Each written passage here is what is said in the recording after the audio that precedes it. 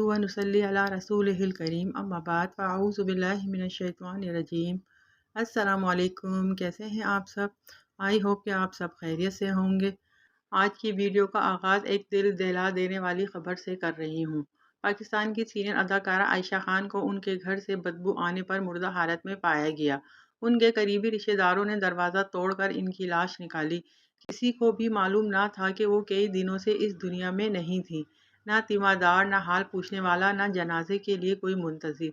ये सिर्फ उनकी मौत की खबर नहीं, ये हमारी ज़िंदगी तहज़ीब की मौत की खबर है। इस्लाम का ख़ानदानी निज़ाम ये सिर्फ रहने का ढांचा नहीं, बल्कि रहमत, मोहब्बत और आफ़ियत का मरकज़ है। जिस घर में माँ बाप, बहन भाई, बच्चे और रिश्तेदार एक साथ रहते हैं, वहाँ तन्हाई का कोई तस्वुर नहीं होता। अगर कोई बीमार होता है तो उसकी तीमारदारी करता है, कोई दवा देता है, कोई कुरान पढ़ता है और कोई दिल से दुआ करता है। कुरान करीम में अल्लाह ताला फरमाते हैं, अल्लाह की इबादत करो और वालिदैन के साथ हुस्न सलूक करो। ये वही निज़ाम है जो इंसान को महफूज, मुअज़्ज़ज़ और मुअत्तर रखता है। जब हम लिबरलिज़म और इनफरादी आज़ादी के नाम पर मगरबी तर्ज़ ज़िंदगी को अपनाते हैं तो हमें लगता है कि ये आज़ादी है, लेकिन हकीकत में ये तन्हाई का कब्रिस्तान है। आज़ादी का मतलब है किसी की परवाह ना करना।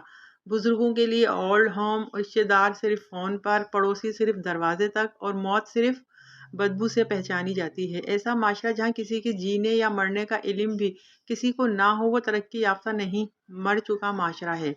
कुरान करीम में अल्लाह ताला फरमाते हैं, और आपस के एहसानात को मत भूलो। हमने आपस के ताल्लुक, हमदर्दी, इखलाक और एहसास सब कुछ खो दिया है। कभी तो हम ऐसे थे कि मस्जिद में एक नमाजी भी गैर हाजिर होता तो लोग फिक्र करते, कहाँ है वो, बीमार तो नहीं है।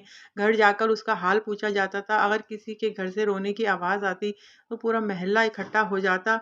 अब दीवारें बुलंद हो गईं, दिल तंग हो गए और दरवाजे बंद। हमने अपने रसूल की सुन्नत को भुला दिया। एक हदीस का मफहूम है, जो मुसलमानों के मामलात की परवाह नहीं करता वो उनमें से नहीं। ख़ास तौर पर औरतें, बेवा, तलाक याफ्ता, बेसहारा, अक्सर इन्हें तन्हा छोड़ दिया जाता है।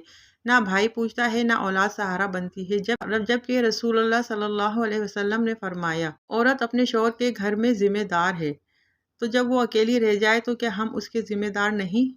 हम जब नफाज़ उर्दू की बात करते हैं तो ये महज ज़बान की बात नहीं, ये तहज़ीब, ताल्लुक़, शाइस्तगी, इख़लाक़, रख रखाव की बात है। अंग्रेज़ी ने हमें न सिर्फ ज़बान बदली, बल्कि सोच, अंदाज़, तौर तरीके सब बदल दिए।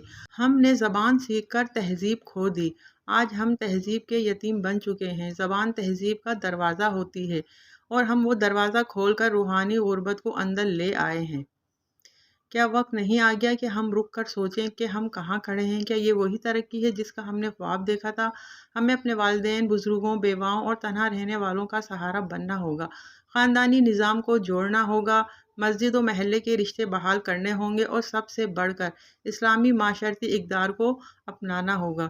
अल्लाह ताला मरहूमा आयशा खान की मग़फ़िरत फ़रमाए, इनके सफ़र व आख़िरत को आसानी फ़रमाए और हमें अपने माशरे को सँवारने की तौफ़ीक दे। आमीन या रब्बुल आलमीन।